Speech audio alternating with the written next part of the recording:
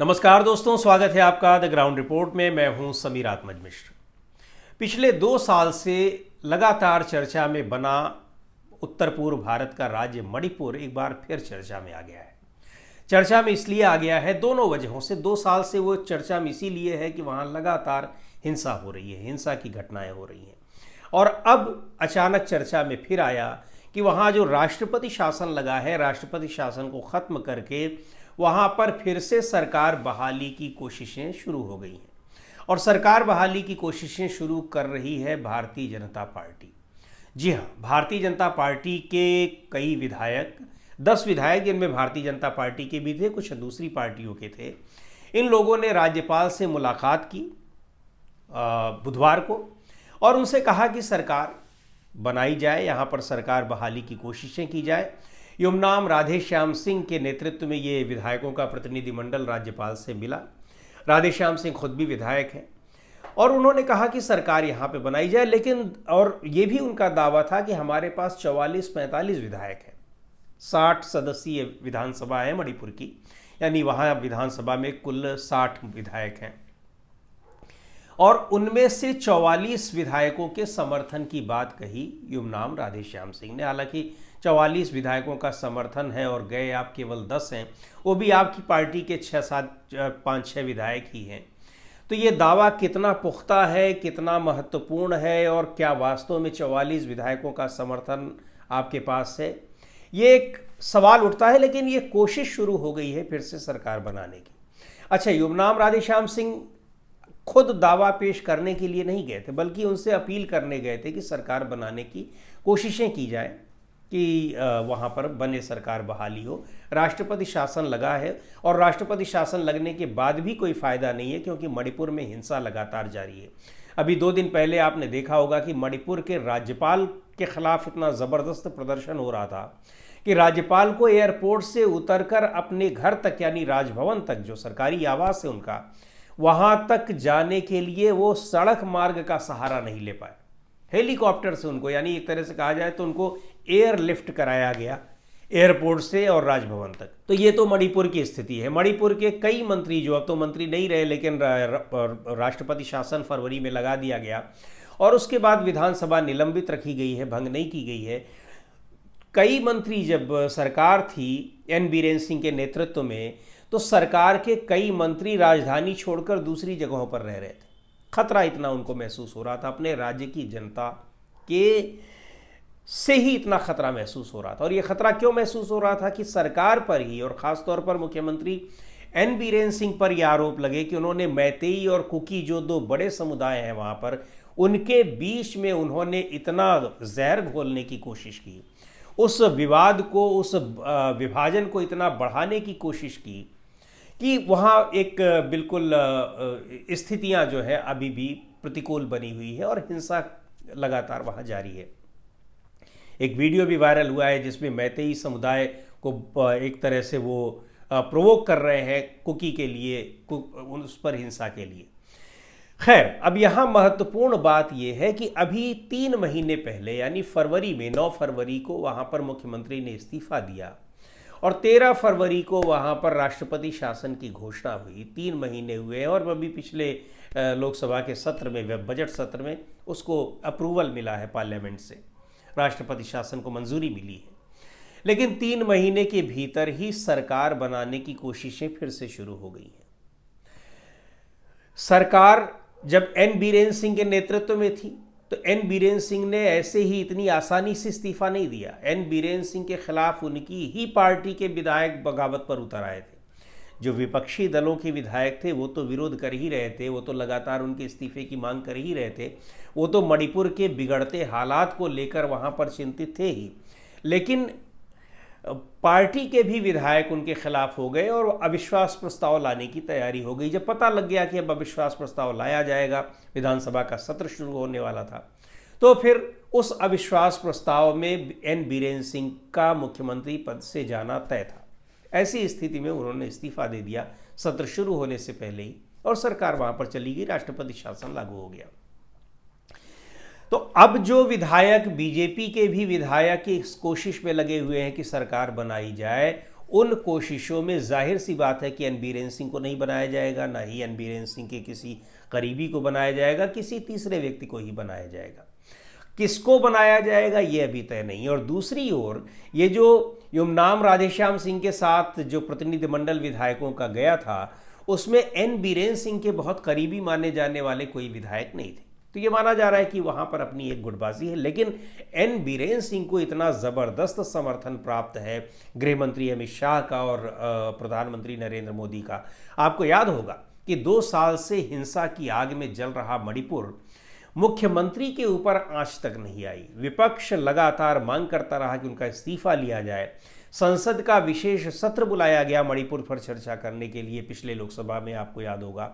लेकिन ना तो उनका इस्तीफा लिया गया और ना ही प्रधानमंत्री ने कोई उस पर बयान दिया मणिपुर को लेकर। तो इतनी ज़बरदस्त बैकिंग है एन बीरेन सिंह के लिए नरेंद्र मोदी और अमित शाह की। अब ये बड़ा सवाल है कि क्या नरेंद्र मोदी और अमित शाह को उन्हीं की पार्टी के विधायक सीधे दता बता रहे हैं, सीधे आंख दिखा रहे हैं? क्योंकि केंद्रीय नेतृत्व की ओर से ये कोई संकेत नहीं दिया गया है, या फिर इनके दावा करने के बावजूद अभी तक वहाँ से कोई ऐसा आश्वासन नहीं मिला है कि सरकार बनाने की कोशिशें शुरू की जाए। ये सीधे तौर पर, और इधर एन बीरेन सिंह का कोई विधायक जो है करीबी विधायक इन लोगों के साथ नहीं गया है। तो ये बिल्कुल स्पष्ट दिखाई पड़ रहा है कि वहाँ केंद्रीय नेतृत्व का कोई मतलब नहीं है। जो विधायक हैं वहाँ पर, और मेजॉरिटी है उनकी, एन बीरेन सिंह के साथ कितने लोग हैं ये नहीं कहा जा सकता, लेकिन वो दावा कर रहे हैं कि उनके पास 44 विधायक हैं। अब है या नहीं ये तो फ्लोर टेस्ट में पता लगेगा, लेकिन उनका दावा ये है। और ये विधायक केंद्रीय नेतृत्व का बिल्कुल भी एक तरह से इज्जत नहीं कर रहे हैं, साफ तौर पर ये दिख रहा है। क्योंकि बिना उनके इशारे के, बिना उनके कहे, वो सीधे जाकर राज्यपाल से मिल रहे हैं और सरकार बनाने की कोशिश करने की बात कर रहे हैं। तो ये बीजेपी के भीतर, पार्टी के भीतर नेताओं का, विधायकों का जो एक केंद्रीय नेतृत्व से अलगाव और सीधे आंख दिखाने का, आंख से आंख मिलाने का जो ट्रेंड है मई 2024 के बाद, यानी जो लोकसभा चुनाव हारने के बाद, सरकार भले बनाई भारतीय जनता पार्टी ने, लेकिन लोकसभा चुनाव में उसकी हार हुई, उसका ये नतीजा है कि केंद्रीय नेतृत्व अपने को कितना भी शक्तिशाली समझ रहा हो पहले की तरह, लेकिन अब उसकी वो शक्ति नहीं रह गई है। पार्टी के भीतर आपको ये भी याद होगा कि प्रधानमंत्री मोदी कितने बार अपील कर चुके हैं कि ऑपरेशन सिंदूर को लेकर कोई बयानबाजी न की जाए, लेकिन ऑपरेशन सिंदूर को लेकर लगातार बयानबाजी हो रही है और बहुत ही कड़े शब्दों में हो रही है। बहुत ही एक कह लीजिए कि किसी को कुछ भी कह दे रहे हैं। खुद प्रधानमंत्री भी उसके अपवाद नहीं है, वो भी कुछ न कुछ बोल दे रहे हैं और बहुत कुछ बोल दे रहे हैं।